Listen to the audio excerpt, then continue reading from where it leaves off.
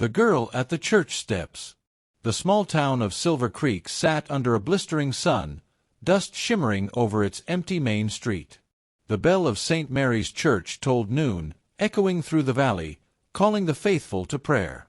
But outside the white-painted chapel steps, a figure knelt, not to pray, but to beg. Her name was Naeli, a young Apache girl no more than 19, her long black hair tangled and streaked with dust. She sat barefoot on the stone steps, a tin cup resting in her lap. Her brown hands trembled slightly as she whispered, "A coin for bread, senor, just one coin." But no one stopped. The townsfolk of Silver Creek, proud settlers, merchants, ranchers' wives, passed her as if she were invisible.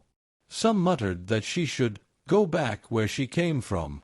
Others crossed themselves, pretending piety while casting looks of disgust. Children, mimicking their parents, tossed pebbles her way and laughed. "Look, ma! The savages begging for crumbs!" Naeli lowered her gaze, swallowing the humiliation like she'd done for weeks. Ever since her tribe had been forced off their land and her mother had died of fever, she had wandered from ranch to ranch seeking work. But none would hire an Apache girl. None but one she had yet to meet. That day, as the cruel laughter rose, a deep rumble sounded from the far end of the street, the sound of hooves and a spurred stallion. Dust clouded, parting as a tall man on a chestnut horse rode toward the church. Every head turned. Elias Carter, the richest rancher in the county, sat astride his horse with an air that silenced the crowd.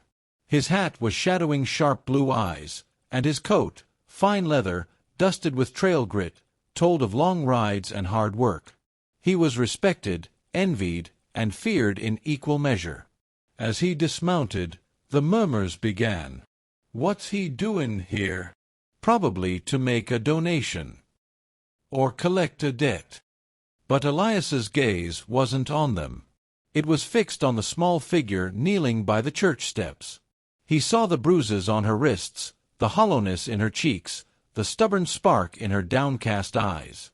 She reminded him of someone, his late wife, who had once been shunned for being half Mexican, called names until Elias married her and silenced them all. Elias approached slowly, boots clicking on the stones. The crowd parted, confused and curious. When Naeli saw the tall stranger, she shrank back, expecting another insult. But he simply stood before her and asked in a calm, deep voice, "What's your name, miss?" Her lips trembled. "Naeli, sir." He nodded once, removing his hat in respect. "Naeli. That means, I love you, don't it?" Her eyes widened. She hadn't heard her name spoken gently in years.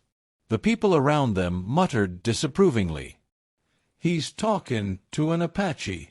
Lord have mercy." Elias turned to the crowd, his voice like thunder. "You call yourselves Christians?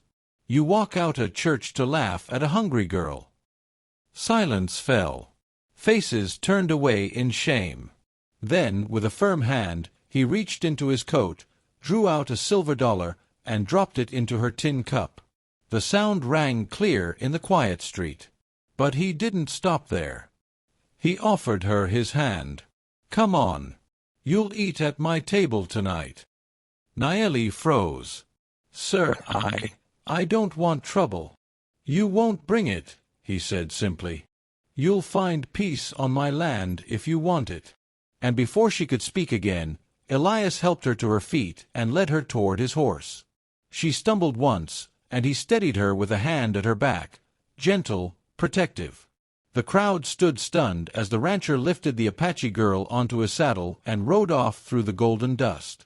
For the first time in months, Naeli didn't feel invisible. The rancher's heart. The first dawn Naeli spent at Carter Hill came with the sound of roosters and a golden wash of sunlight creeping across the plains.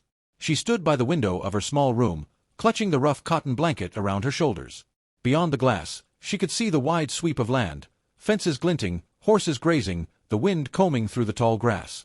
It was more than she had ever owned in her life, the view, the safety, the silence without fear. Downstairs, the smell of coffee drifted up from the kitchen.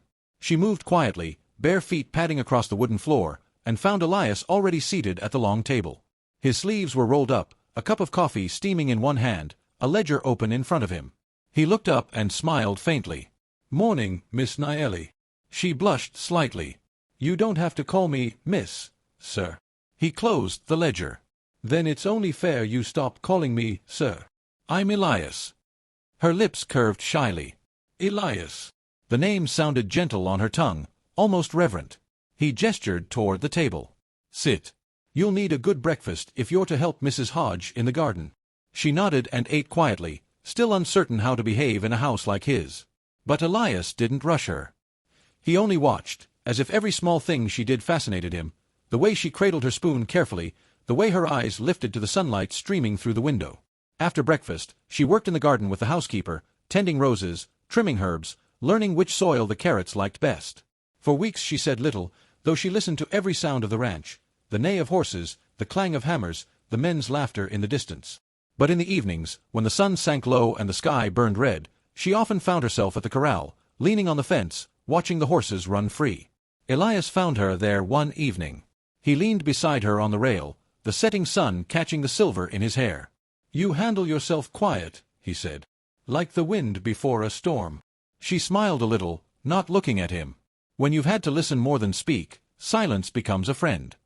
He studied her profile, the proud line of her cheek, the sadness still shadowing her eyes.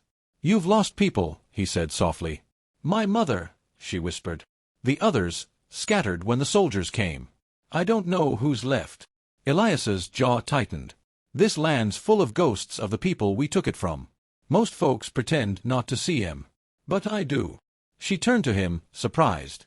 "Why do you care, Elias Carter? You're not like them." He chuckled dryly. "Maybe I am. But my late wife, she was called names too. Half Mexican. The church ladies wouldn't sit near her. I buried her 5 years ago, and with her went most of the good in me." Naeli lowered her gaze. "You still have good in you. I see it." Their eyes met, his blue, hers deep brown, both reflecting the fire of the fading sun. Something unspoken passed between them, something that neither dared name. That night, she sang softly while sweeping the porch. Elias paused in the doorway, listening. The melody was old and haunting, an Apache lullaby her mother once sang beneath desert stars. When she finished, he said quietly, "You should sing more often. The ranch feels alive when you do." She smiled shyly. "The land listens when we remember it." Days bled into weeks. Naeli's presence changed Carter Hill in small, wondrous ways. She painted bright woven patterns on the porch chairs, taught the stable boy to braid horsehair charms for luck, and cooked soups with herbs that soothed fever.